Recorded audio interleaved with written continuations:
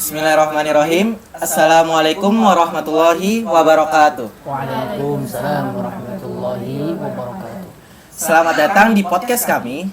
Kali ini kami akan mengadakan podcast tanya jawab. Nah, tema kali ini kami akan mengadakan podcast dengan Ustadz. Ya, kami kedatangan kamu dari seorang Ustadz dari Martapura. Ya. Tempat tentunya para ustadz dan maupun alim ulama yang berkumpul. Kami perkenalkan dulu untuk ustadznya itu Ustadz Muhammad Fahmi Jamali. Ya. Baik, gimana kabarnya Ustadz? Alhamdulillah bil khair. Alhamdulillah rabbil alamin. Baik, sebelum kami melanjutkan ke pertanyaan, kami akan memperkenalkan diri terlebih dahulu untuk masing-masing para anggota kami. Baik, dari diri saya sendiri itu perkenalkan, nama saya Muhammad Atailah Kusairi. Perkenalkan, nama saya Ahmad Ripai. Perkenalkan, nama saya Jahro. Perkenalkan, nama saya Risnaini Natasha. Perkenalkan, nama saya Nurlita Septia Putri. Baik, sekian dari perkenalan dari para anggota-anggota kami. Jadi sekarang sebelum kita memulai podcast, nah, bagaimana kabarnya hari ini Ustadz? Bagaimana? Ya, alhamdulillah. Kabar saya nih. Alhamdulillah baik. Mulai jauh perjalanan. Sejam lah mulai Martapura ke Banjar ya, loh. Alhamdulillah. Jauh pian lah tadi. Makanya Kayak paham sudah. pulang balik. Iya, pulang balik. Jadi Ustadz ini pulang balik dari Banjarmasin ke Martapura karena pian ada Tugas dari Martapura. Nah, ini ada tugas dari Martapura. Mungkin langsung saja kita masuk ke pertanyaan. Baik. Nah, enak duduk bahas ya. Bismillah. Silakan. Nah, jadi Ustadz nih, Iya. kalau kita melihat kondisi akhir-akhir ini Ya.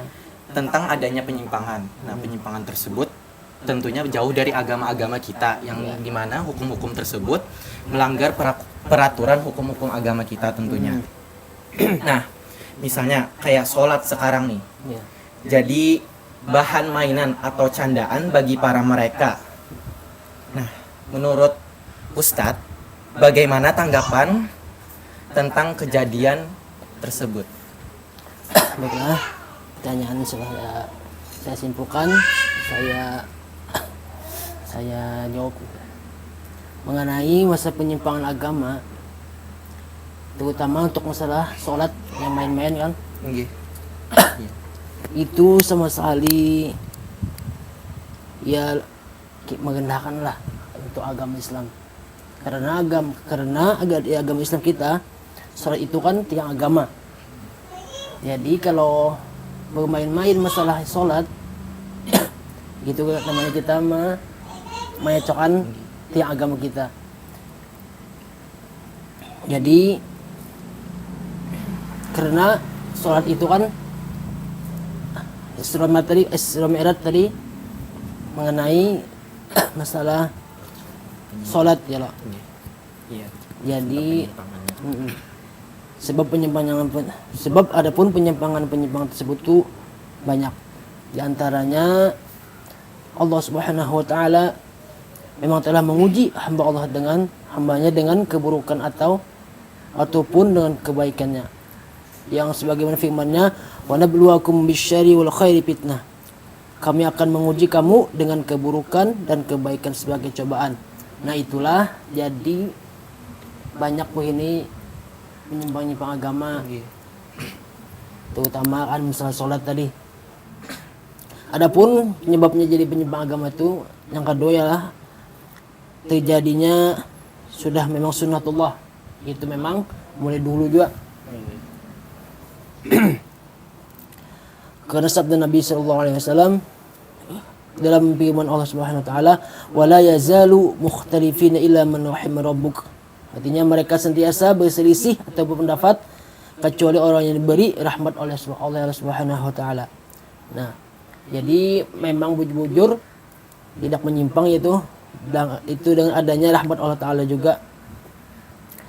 Yang ketiga, sebab penyimpangan agama itu mengikuti hawa nafsu. Nah, prasangka mengikuti jalan setan. Nah, karena zaman ini banyak sudah setan-setannya ya lah. Terutama Banyak godaan. ya godaannya banyak sekali. Zaman-zaman ini ulang semakin canggih. Yang keempat itu fanatik golongan dan fitnah luar biasa. Yang kelima itu adanya dai-dai yang mengajak pada kesesatan. Juga tasyabuh kepada orang kafir serta kagum pada cara beragama mereka dan kagum jika mengumpul bersama mereka.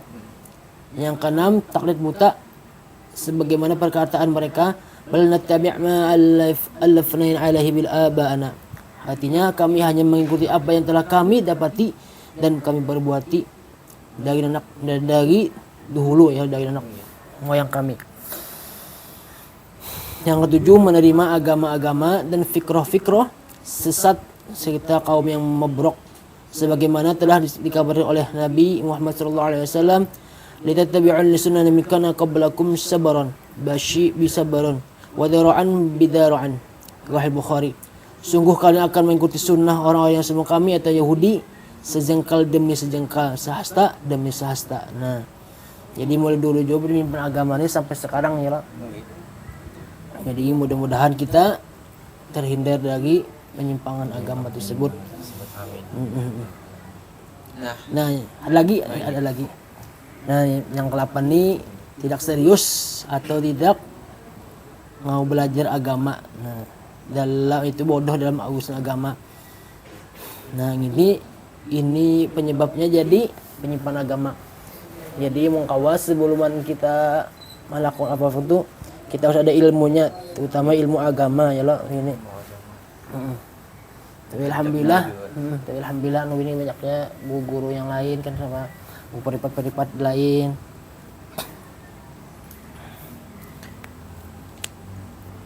Ya itu saja yang dapat saya sampaikan yang saya tentang penyimpangan agama-agama ya. Nah, baik, terima kasih Ustadz. Nah, untuk penyimpangan tersebut kan mereka lakukan gitu. Kayak mereka lakukan secara sadar. Nah, untuk penyimpangan tersebut dosanya tentu lebih besar loh Ustadz. Ya. Nah, untuk konsekuensinya apa-apa aja gitu nah, Ustadz. Konsekuensinya itu hendaklah kita pertama dulu kan tahu ilmu agamanya dulu lah. Jadi kita harus belajar ilmu agama itu utama 3, fikih, tauhid, lawan akhlaknya. Jadi bagusnya gitu apa nih? Supaya kita tidak mempati atau tidak mengikuti agama itu, kita harus kuat ilmu agamanya. Nah, ya itu aja saja. Baik, mungkin sudah cukup jelas untuk penjelasannya tentang mengenai penyimpangan agama di akhir-akhir ini, karena mungkin banyak sekali orang-orang di luar sana, lebih tepatnya meremehkan atau menyimpang dari simpang siur dari agama kita tentunya. Apalagi tentang sholat, karena sholat itu merupakan tiang agama kita dan juga jadi landasan bagi muslimin dan muslimat di dunia ini. Baik, untuk pertanyaan selanjutnya bisa dilanjutkan. Baik, Ustaz. Ya. Untuk pertanyaan kedua, dari perspektif saya, kan itu banyak sekarang orang-orang banyak yang anggapannya pindah agama. Oh ya. Nah, yang pindah agama dari agama yang notabene-nya sudah benar malah pindah ke lain. Nah, itu tuh menurut pandangan saya. Yang tadinya pindah agama, pindah agama dari yang notabene-nya agamanya benar sudah menurut saya, tapi dia pindah ke agama yang lain. Untuk menurut Ustadz, bagaimana keimanan bagi para muslim itu menurut tanggapan dari atau perspektif dari Ustadz sendiri? Ya. Baiklah. Pertanyaannya begitu bagus tentang apa ya? pindahan agama ya toh. Banyak sekali ini yang dulunya Islam buka ke agama lain ya toh. Ada juga karena satu sama lain misalnya sama anak kawin misalnya, dan agama mempati agama lakinya atau mempati agama bininya ya lah. Itu terutama itu karena harta ya lah. Nah itu pang, jadi kita mempati agama yang lain.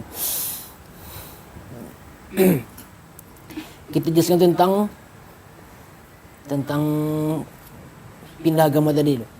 Tidak sedikit orang yang berpandangan bahwa masuk dan keluarnya dari suatu agama adalah hak privat yang melekat pada setiap orang. Tidak ada otoritas di luar di seorang boleh memaksakan orang lain untuk menetap dalam suatu agama atau keluar dari suatu agama. Nah jadi itu hendaknya tuh terserah katanya.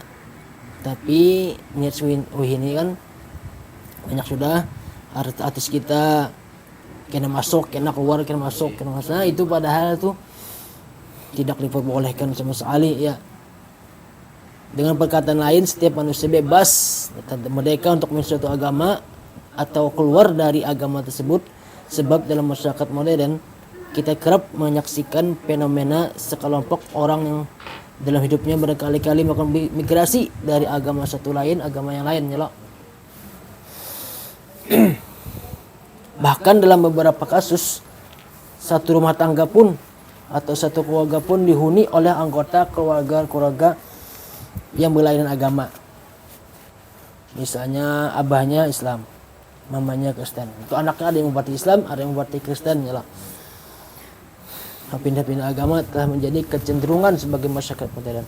Namun dalam kasus Islam, soal pindah agama itu bukan perkara sederhana. Banyak ulama memandang negatif terhadap orang pindah agama. Menurut mereka, orang lain bebas masuk ke dalam Islam, tapi orang Islam tidak bebas untuk keluar dari Islam. Nah, jadi orang-orang keluar dari Islam itu disebut dengan murtad. Nah, yalah. Jadi dianggap pelaku kriminal yang hukumnya adalah bunuh. Nah, sejumlah ayat Al-Quran atau hadis Nabi Muhammad SAW dihadirkan untuk menunjukkan bahwa tindakan keluar dari Islam tak dikehendaki Allah dan Rasulnya. Bahkan perilakunya layak dihukum bunuh. Nah artinya yang mana bisa murtad dan mendahulu itu dibunuh.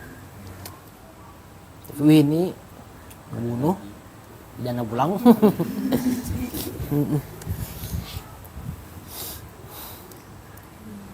Banyak hadis sering diujuk adalah hadis yang sering diujuk adalah man baddala dinahu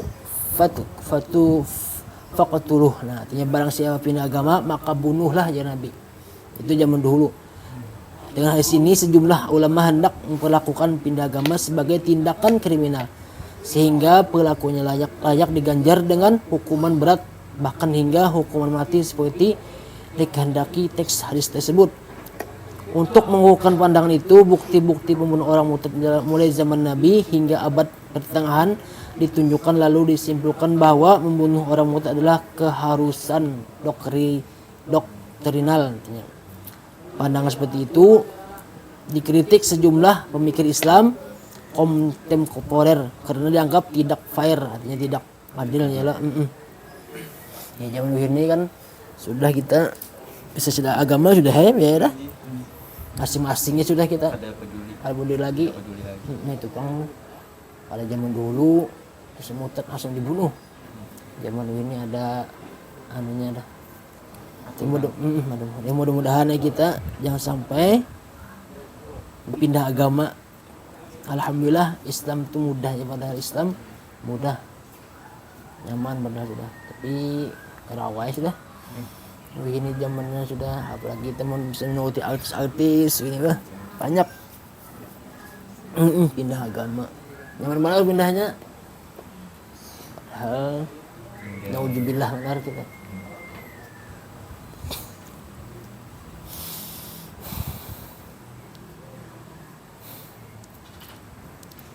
tafsir murtad adalah dengan semua kata derivatnya tercantum dalam Al-Quran. Ia biasanya dipakai untuk orang mengganti keimanan dengan kekafiran dari beragama Islam lalu keluar dari Islam menjadi Yahudi, Nasrani dan lain-lain. Sekurangnya ada 3 ayat Al-Quran yang menunjukkan soal murtad ini, itu hai orang beriman, barang siapa di antara kalian murtad dari agamanya, maka Allah kelak mendatangkan suatu kaum yang Allah cintai, kaum yang Allah mencintai mereka dan mereka pun mencintainya, dan yang bersikap lemah lembut terhadap orang mukmin dan bersikap tegas terhadap orang-orang kafir, yang berzihad di jalan Allah dan yang tidak takut terhadap celaan orang suka mencela. Itulah karunia Allah diberikan kepada orang yang dikehendakinya. Nah, jadi kan ini kita berislam ini perkataan datang dari Allah Subhanahu wa taala juga.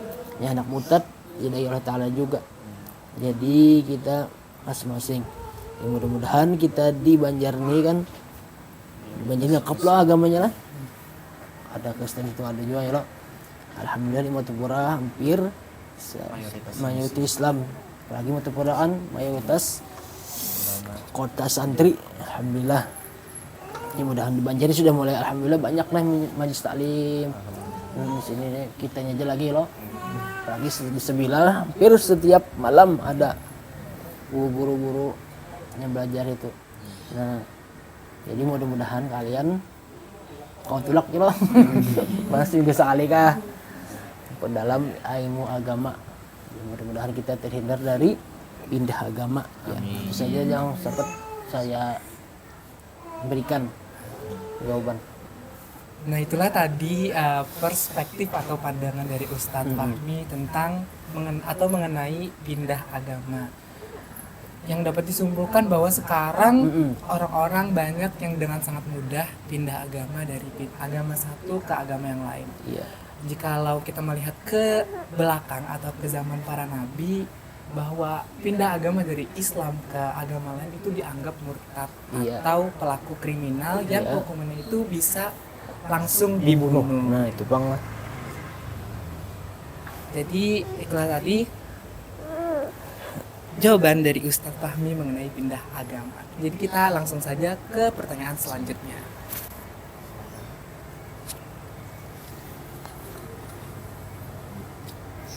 Nah, Ustadz, untuk pertanyaan selanjutnya ini, Ya. kan teknologi semakin berkembang. Ya. Nah, banyak yang sekarang karena akan adanya teknologi perkembangan zaman, sehingga membuat para muslim menjadi lupa akan kewajiban mereka menjadi seorang muslim. Nah, tanggapan Tian sendiri mengenai kejadian tersebut kayak apa? Dan kayak apa solusi kesan mereka yang seperti itu? Alhamdulillah, baiklah. Saya terima pertanyaannya.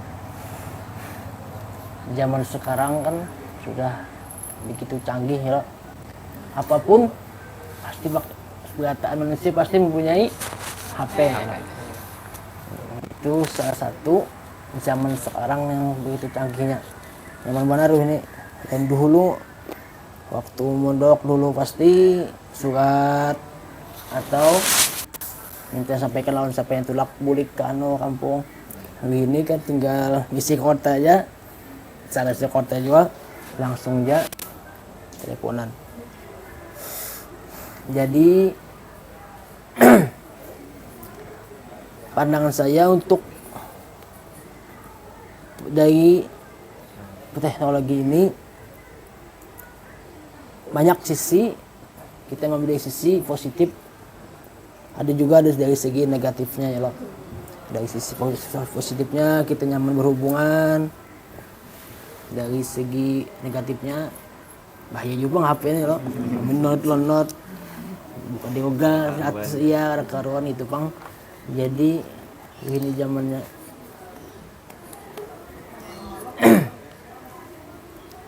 Jadi hendak kita melakukan teknologi ini, hendaklah HP ini gunakan dengan bijak ya Pak. Kita gunakan untuk kebaikan. Apalagi ini kan zaman sudah YouTube, tinggal buka majlis taklim pasti pencungan ini. Apalagi ini banyak streaming. Ya, si dakwah kita yang carinya dakwah. Jadi menurut saya teknologi semakin canggih ini, di zaman ini kita hendaklah memakainya dengan positif. Artinya gunakanlah HP sebaik-baiknya dan bersosial medialah sebijak-bijaknya. Innalillah wa inna ilaihi raji'un. Bulik tom. Ada. Tong, ini kadep tong. Sini gue, ini kakak.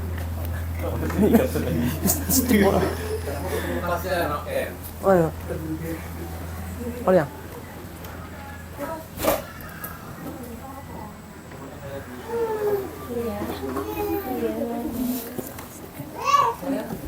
Nah.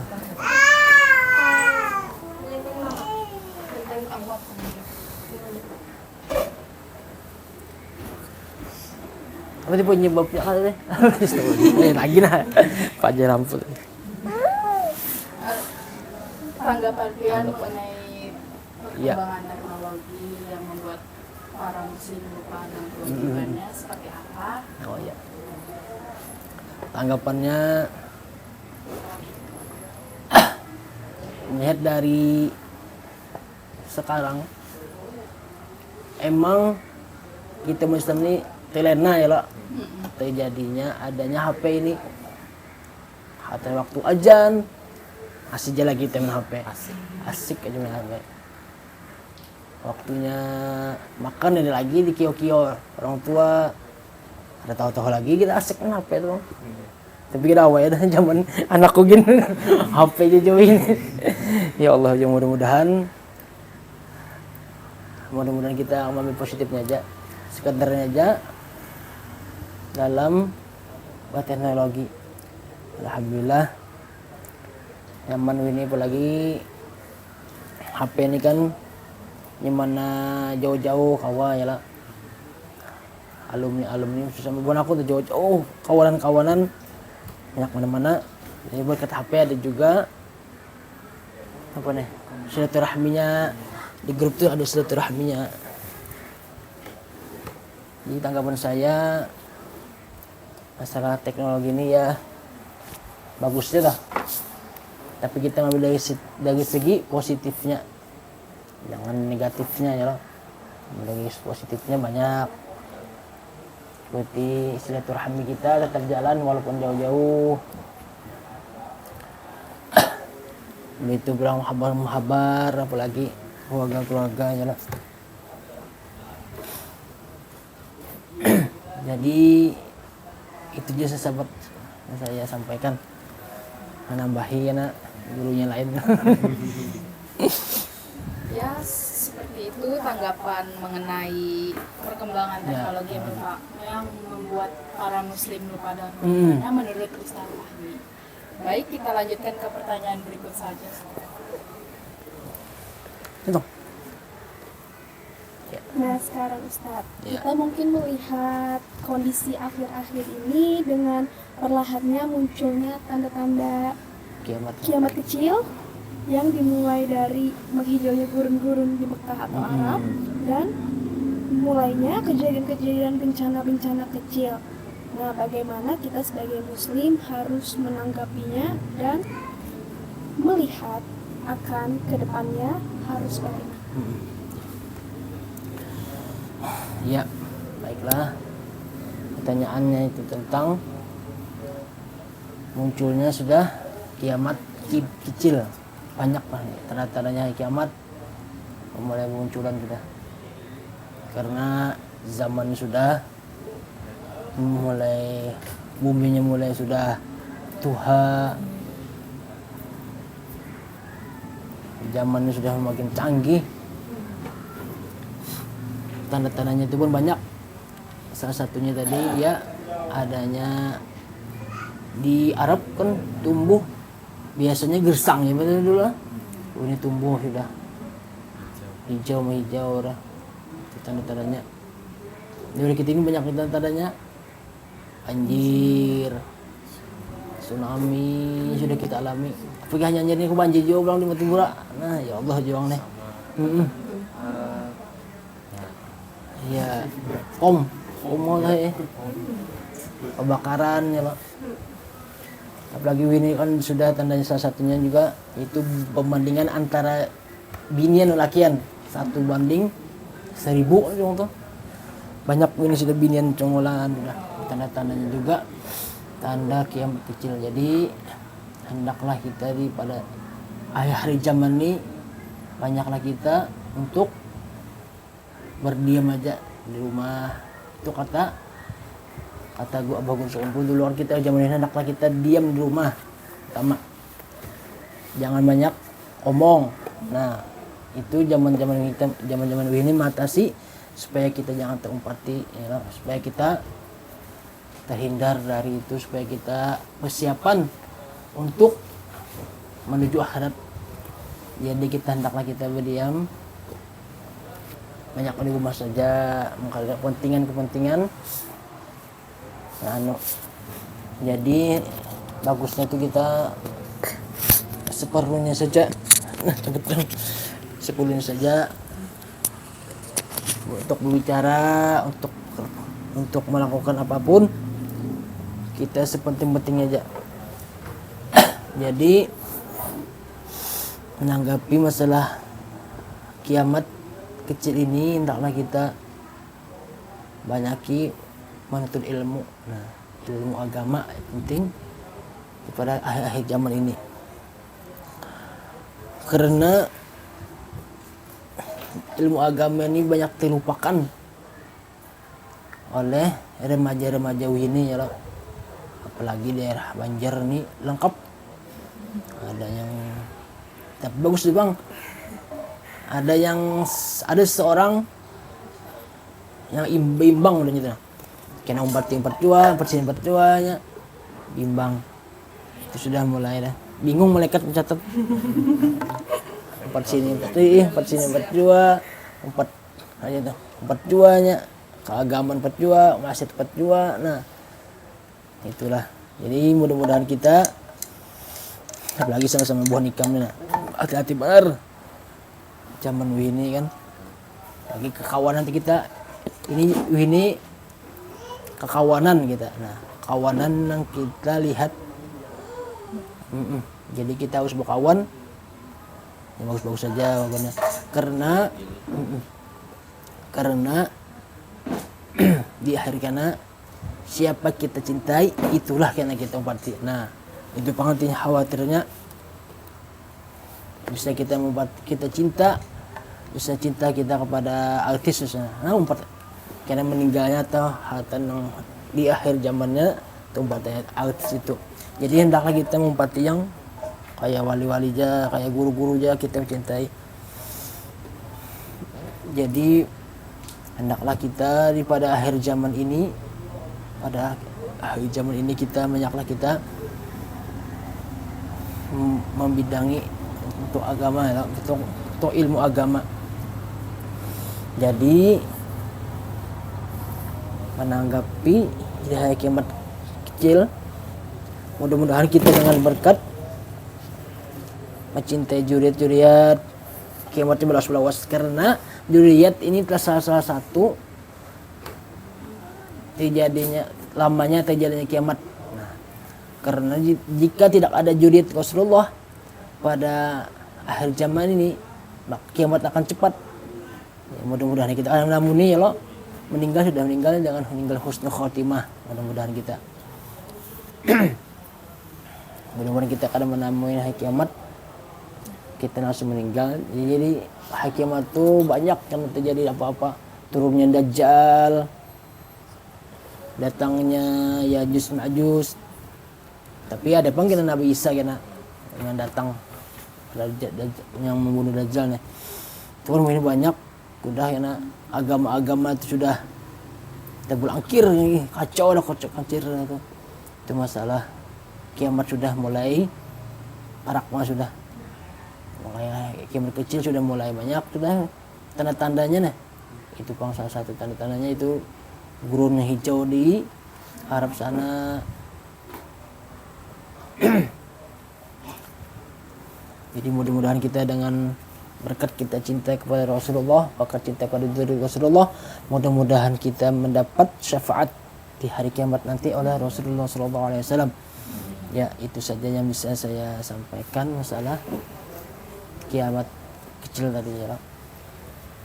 Nah, begitulah tanggapan Ustadz mengenai tanda-tanda kiamat kecil.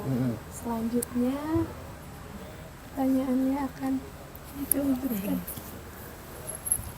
Mungkin ini juga jadi pertanyaan terakhir bagi kami. Ya. Tadi kan ada Ustadz bilang zaman kan sudah semakin tua. Ya. Akhir-akhir ini banyak orang-orang yang menyeleneh atau tidak dibenarkan oleh agama kita sendiri. Nah, menurut Ustadz, bagaimana cara kita menindaki masalah tersebut tanpa kita harus membuat masalah satu dengan yang lainnya? Oh iya. Kita menindaki sudah bumi kita sudah tua, supaya jangan kita masing-masing kita menindaki masing-masing menelaah untuk keluarga kita masing-masing saja, supaya kita tidak bermasalah dengan yang lain. Jadi kita memadahi dari keluarga kita masing-masing saja, dari anggota misalnya mama, abah, sanak-sanak, dari sisi situ saja kita untuk memperbuat atau melakukan sesuatu yang supaya kita tidak ada masalah untuk yang lainnya ya lah. Jadi melihat dari zamannya sudah buminya sudah tua, orang tuanya tidak ada lagi. Jadi remaja-remaja ini hendaklah saling silaturahmi untuk melakukan perbuatan yang baik.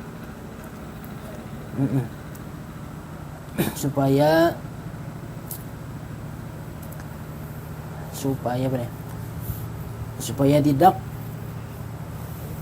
memperbuat maksiat-maksiat yang di luar batas, seperti pergaulan bebas karena ini kan sudah pergaulan bebas, lagi ini sudah zamannya ya Allah, perhatikan tanda-tanda sudah mulai perjinaannya merajalela, apalagi sabu menyabunya sudah di sini gini aja nyari kali itu karir banyak sabu sini.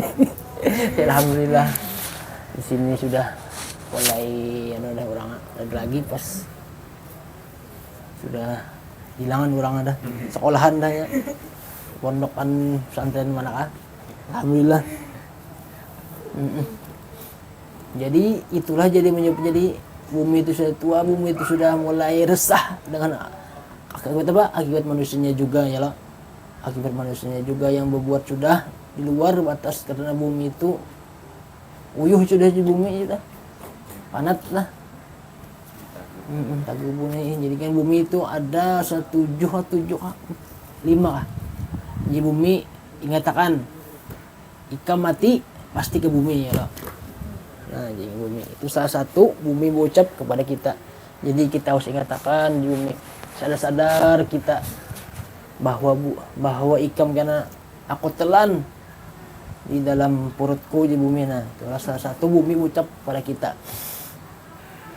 Jadi hendaklah kita pada zaman akhir-akhir ini kita banyaklah berbuat kebaikan, banyaklah kita untuk ilmu agama.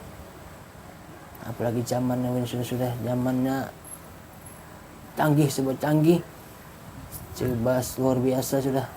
Ya Allah, alhamdulillah dengan untung kita ada di jurid Rasulullah yang asal ada di sini. Jadi bumi ini mengharap itu Jepang, bintang-bintang di bumi adalah jurid Rasulullah SAW ada di bumi ini. Jadi itu saja yang bisa saya jawab. Alhamdulillah aku ada bari amalan kesan besok ya. Nah, malam besok kita insyaallah nisfu Sya'ban kita dianjurkan untuk beramalan atau beribadah pada malam nisfu Sya'ban. Karena nisfu Sya'ban itu salah satu malam yang dikabulkan oleh Allah Subhanahu wa taala, malam yang makbul untuk beribadah. Jadi amalan-amalan tersebut yang diajarkan pada Nabi itu hidupkan malam Sya'ban dengan ibadah meskipun hanya dengan melakukan salat Isya, tetap itu masuk ibadah malam juga. Kalau pengoler sudah kita Isma Isya pengoler tapi Isma Isyanya berjamaah bagusnya ya lah. Itu bilang sembahyang subuhnya harus berjamaah juga. Itu bilang banyak taat dan memberi hadiah atau bersedekah kepada keluarga, terutama kepada keluarga kita bersedekah. Karena bersedekah pada nisfu Sya'ban itu pahalanya berlipat ganda.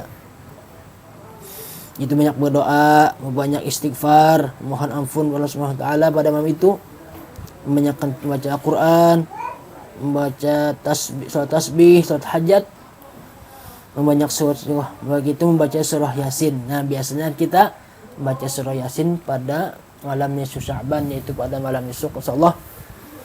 Yang itu kita doanya tuh 3 yaitu.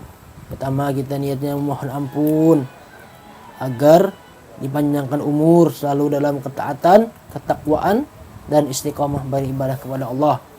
Yang kedua dengan niat mohon ampun agar diberikan rezeki yang halal, istri solehah dan dijauhkan dari segala bala bencana. Nah, itu niat kedua. Niat ketiga pada surah Yasin, kita baca surah Yasin itu memohon agar kita tetapkan iman. Nah, ya ini ketiga ini kita harus minta memohon supaya tetap iman dalam melaksanakan itu. Jadi kita minta niat untuk tetap iman Islam pada akhir-akhir kita supaya jangan menyimpang agama belang itu bukannya belang. Nah, jadi kita niatnya supaya dikuatkan iman Islam sampai akhir hayat kita. Nah, itu besok kita hendaklah membaca surah Yasin 3 kali setelah salat maghrib. Nah, setelah isya-isyanya kita membaca doa Nabi Yunus, itu la ilaha illa anta subhanaka inni kuntu minaz zalimin. Berapa kali? 2375 kali. Jangan kurang, jangan lebih, bagusnya. Tapi yang hendak lebih sih apa cuma lebih. Populasi ya. Nah, itu amalan-amalan. Tapi sebelum beramalan tuh ada yang tidak diijabah. Nah, berapa perkara yang tidak diijabah atau tidak diampuni Allah dosa-dosanya. Nah, itu peramal, bukan peramal ya. Itu tidak diijabah Allah. Menjadi peramal, dukun, penyihir. Nah, itu tidak diterima amal ibadahnya pada malam esok. Yang kedua, orang yang bermusuh-musuhan sesama muslim. Nah, itu tidak diijabah juga oleh Allah Subhanahu wa taala. Jadi kita hendaklah sebelum kita Sya'ban kita berela-elaan. Jadi berela-elaan jadi di HP itu loh. Berela-elaan, mohon maaf, lahir dan batin, minta halal, minta ridho ya. Buhan itu ketiga bilang buhan pecandu, minuman keras, nah atau khamar itu tidak diijabah juga. Yang keempat memutus silaturahim. Nah, yang tidak memutus silaturahmi artinya tidak bersilaturahim, padahal bagusnya kita bersilaturahmi. Nah, sama kan silaturahmi ya loh. Walaupun tidak patuh tapi alhamdulillah dengan kita duduk-duduk silaturahmi. Nah, yang kelima durhaka kepada orang tua itu termasuk tidak diijabah Allah. Jadi bang kita sebelum nisfu Sya'ban kita minta ampun kepada kedua orang tua, abah, mama, di sana, minta ampun, minta halal, minta ridho ya. Yang keenam orang musyrik, orang kafir, nah itu tidak diperkenankan. Yang ketujuh orang yang merampas harta orang lain dengan cara batil atau jadi maling atau jadi perampok, pada malam esok tidak diterima doa-doanya. Yang ketujuh, yang kedelapan membunuh sesama muslim. Yang kesembilan orang yang memanjangkan sarung untuk kesombongan atau tindakan yang sombong itu tidak diterima juga. Melakukan zina sebelum bertobat, jadi kita hendaklah bertobat dulu kepada Allah. Oh yang suka ada domba, membuat patung ya Juna, patung kayak bonekaan tuh, nah, itu bahaya juga tuh kita, soalnya tuh kan patung tuh opini hidupnya nyawa kita diambilnya loh nah. Timbul kita yang mati. Nah itu patung tuh kalau diubah tuh jangan ada patung kayak patungan toh, bonekaan kan bentuk, karena itu tidak masuk malaikat rahmat. Malaikat rahmat tidak masuk di dalam suatu rumah yang ada patungnya. Banyak ini patung-patungnya loh. Tapi amun bakanten sudah itu sih maskot lain tuh loh gitu. Yang menipu, nah berjualan, menipu berjualan, menimbang takaran, nah itu juga bagas semua seliternya keluar seliter. Jadi bang kita berjualan itu kan anak lebih sedikit ya lah, atau kita sering mengelakkan. Jadi kan karena jualan itu kan rela sama rela, artinya suka sama suka atau supaya nyaman dah.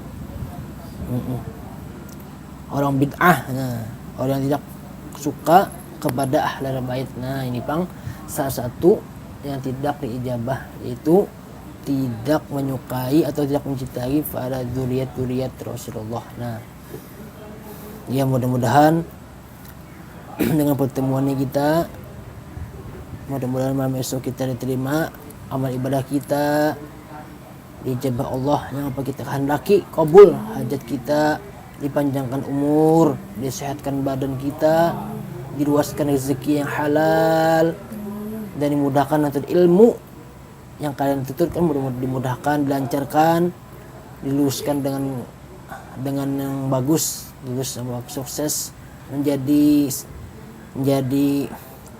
orang yang sukses di dalam agama maupun bangsa dan negara ya Allah. Mudah-mudahan ya alhamdulillah, mudah-mudahan dengan kita perkumpulan ini, mudah-mudahan kita desakan badan, diluaskan rezekinya halal, dikabulkan segala hajat, dan dimatikan dengan husnul khatimah bi sidin nabi wa ali baitin nabi. Al-Fatihah. Bismillahirrahmanirrahim.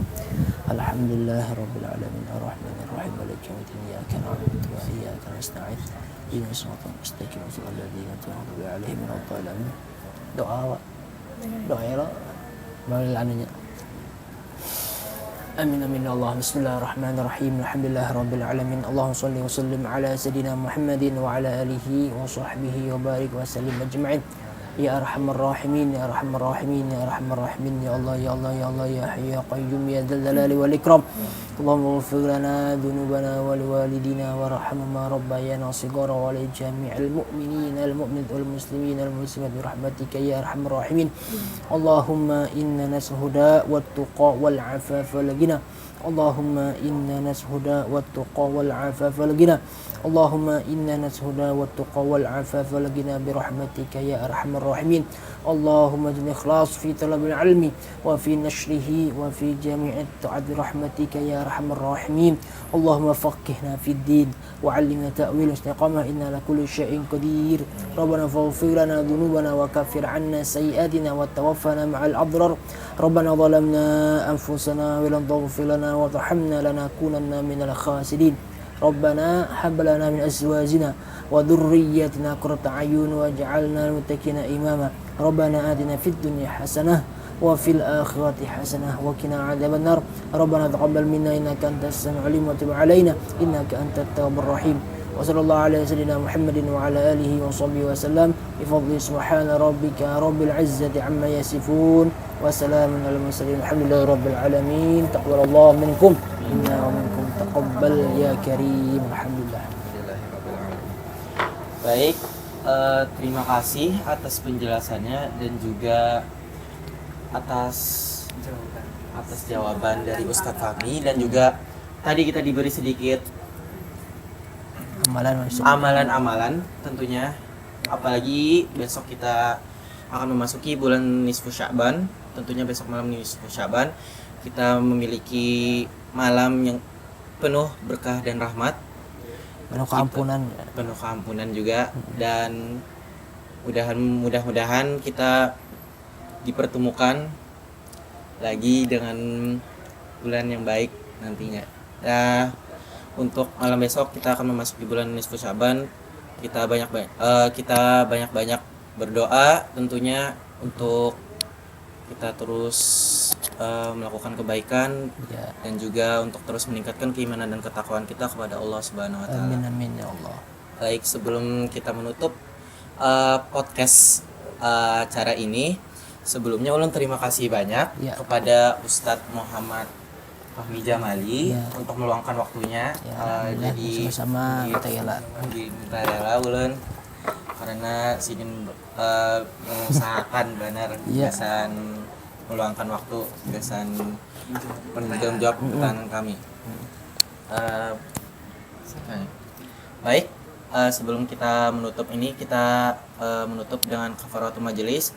Subhanakallahumma wa bihamdika asyhadu an la ilaha illa anta astaghfiruka wa atubu ilaik. Ampun maaf, pun halal minta ridho ulun untuk semuanya. Baik, kami tutup. Assalamualaikum warahmatullahi wabarakatuh. Waalaikumsalam warahmatullahi wabarakatuh. Alhamdulillah.